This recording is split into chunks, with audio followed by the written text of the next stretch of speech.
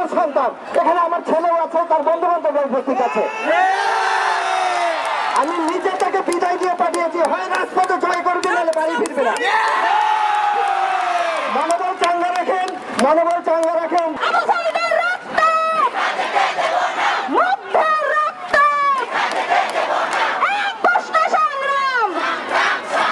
আমাদের কর্মসূচি, আমরা শান্তিপূর্ণ আন্দোলন করতে চাই, আমরা কারোর সাথে কোনো ঝামেলা করতে চাই না।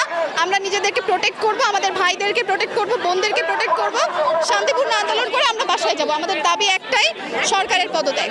আমরা মারা দেশে এসেছি বাচ্চাদের পিছে পিছে, তুই কি পারবি আমরা দেখবো। হাজার হাজার মা নামবো, হাজার হাজার মা নামবো, হ্যাঁ হাজার হাজার মায়েরা নামবো আমরা।